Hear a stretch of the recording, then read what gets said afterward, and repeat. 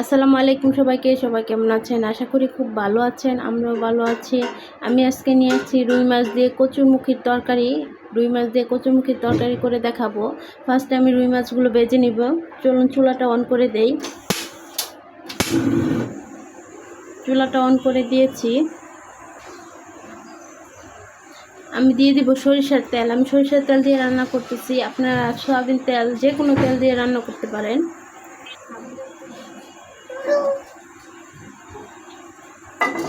প্যানে সরিষার তেলটা দিয়ে দিয়েছি। তেলটা গরম হয়ে গেলে মাছগুলো দিয়ে দিব। আমি মাছের সাথে হলুদ, মরিচ, লবণ দিয়ে মাখিয়ে নিয়েছি রুই মাছগুলো। মাছের মাথা সব কিছুই আছে এখানে। সরিষার তেলটাকে খুব ভালো করে গরম করে নিতে হবে, না হলে সরিষার তেল থেকে একটা গন্ধ আসে। ভালো করে গরম করে নিলে সরিষার তেল থেকে কোনো স্মেল আসে না।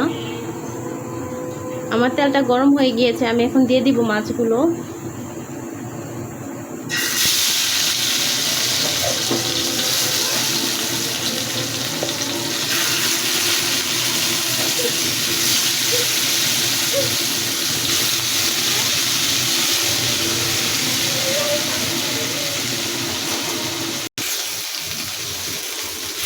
মাছগুলো আমি উল্টিয়ে দিব।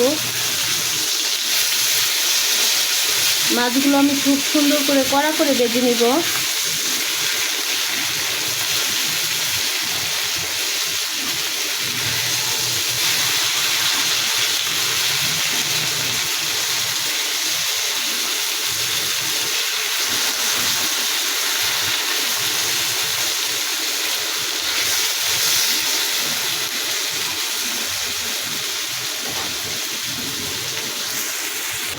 দেখুন আমার মাছগুলো কড়া করে ভাজা হয়ে গিয়েছে। এখন আমি মাছগুলো উঠিয়ে নিব।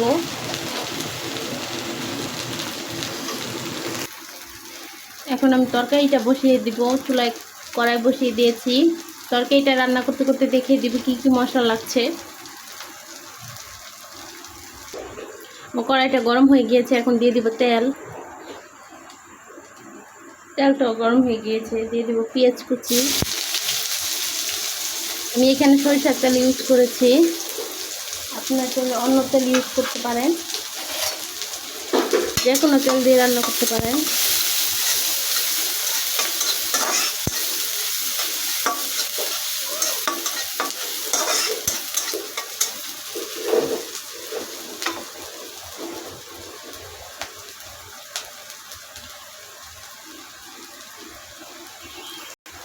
পেঁয়াজটাকে লাল করে ভেজে নিব।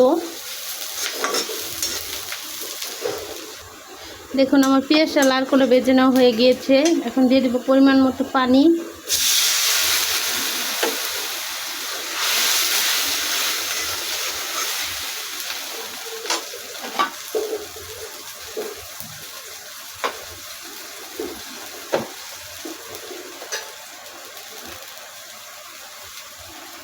এবার দিয়ে দেব গুঁড়া মশলাগুলো।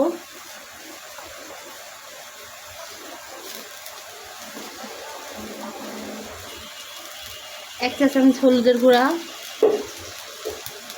1.5 চা চামচ মরিচের গুঁড়া,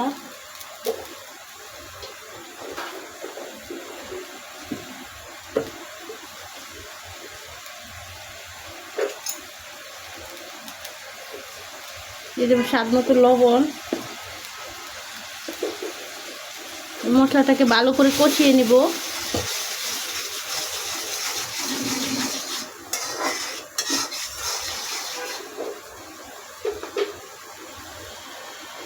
আমি এখানে আরেকটু সামান্য পরিমাণ পানি দিয়ে দিব। পানিটা দিয়ে এখন আস্তে আস্তে ভালো করে কষিয়ে নিব, তেলটা বেশি ওঠার আগ পর্যন্ত। দেখুন আমার মশলার মধ্যে তেলটা বেশি উঠেছে।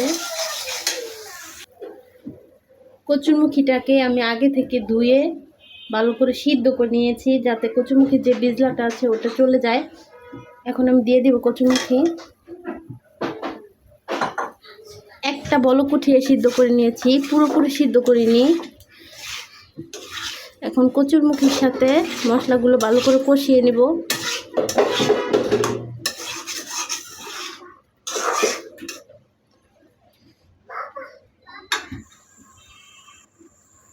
দেখুন আমার মশলার সাথে ভালো করে কষানো হয়ে গিয়েছে।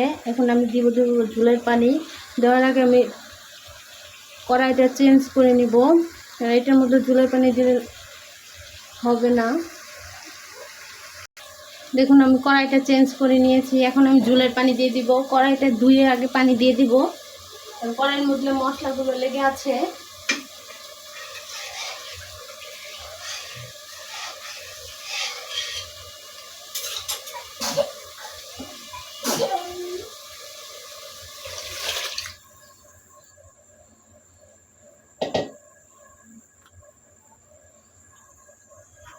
দেখুন আমি ঝোলের জন্য পানি দিয়ে দিয়েছি। এখন আমি দিয়ে দেবো মাছগুলো, যে মাছগুলো আগে থেকে ভেজে রেখেছিলাম।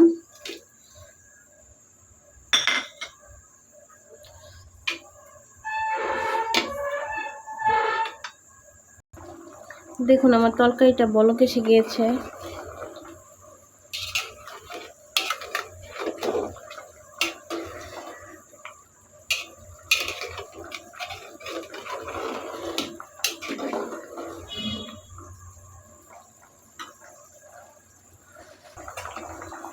দেখুন আমার তরকারিটা রান্না হয়ে গিয়েছে। তরকারির উপরে তেল বেশি উঠেছে। এখন আমি চুলাটা অফ করে দিব। আপনাদের কারোর কাছে ভালো লাগলে এভাবে রান্না করে খেয়ে দেখবেন। আমার চ্যানেলটা সাবস্ক্রাইব করে দিবেন। আল্লাহ হাফেজ, আসসালামু আলাইকুম।